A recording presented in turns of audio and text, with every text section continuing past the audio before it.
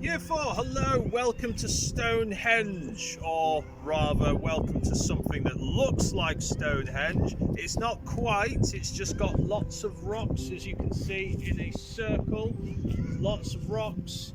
And this PSHE lesson, I want you to come up with a design for a park and a design for a cycle route where we use natural materials so that people can have a really leisurely time in the places they visit, because don't forget, Manchester is cool.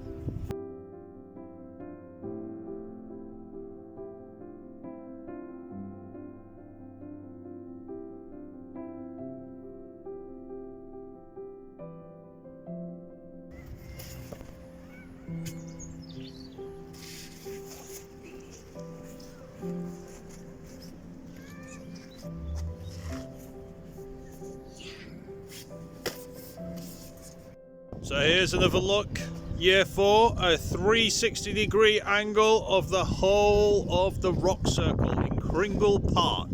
This is in Burnage, and a little nice path in the middle of the park as well. Here's another nice natural feature that we've spotted. We've got some rocks here, and guess what? We're back on the Fallowfield Loop. These rocks have been carved in to nice little benches. So I'm just wondering if you could come up with something like that in your design as well. So Year 4, we've stopped at this section of the Fallowfield Loop. You may remember it from one of the previous maps videos or something, because we've spotted up there a nice swing. So up we go, just to show you, this could be part of your cycle path, something like this. You could have some sort of an assault course or an obstacle course for people to enjoy on their cycle route.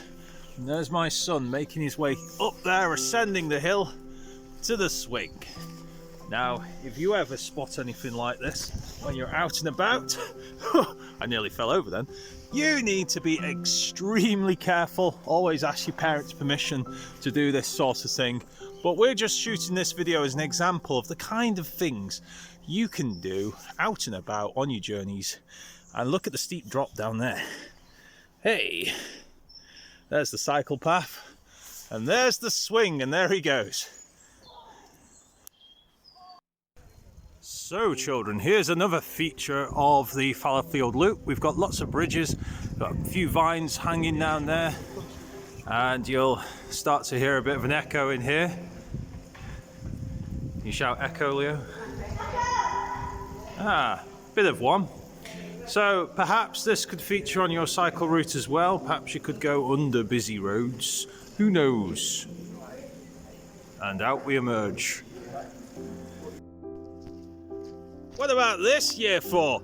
Nice trail that you could make using lots of stumps and logs. I don't know, it could be a bit of a nice diversion from the usual path.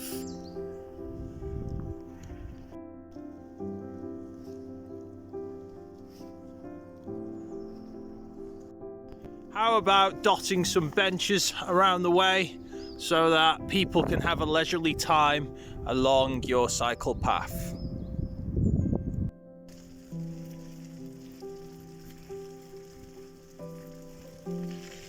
So children, this is a path that has been made by local people, and I think they refer to them as the bee people. I'm not too sure why, but what they do is they take materials like nettle bushes for compost heaps and some logs here, and they make paths.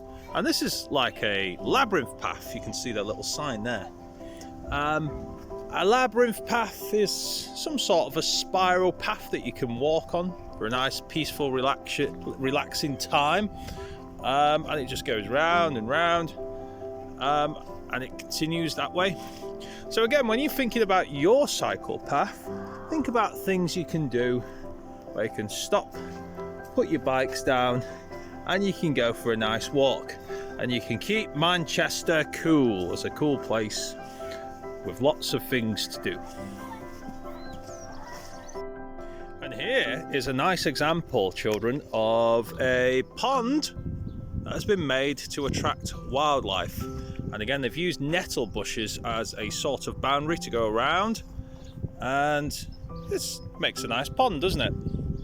So when you're thinking about your cycle path, how could you attract different forms of wildlife? What could you do? What habitats could you build?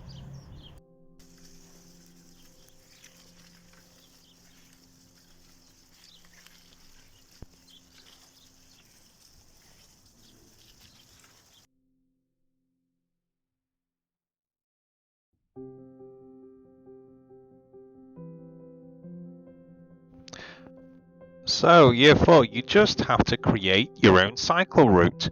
Make sure you label the things that you can do along the way. And remember, make Manchester cool.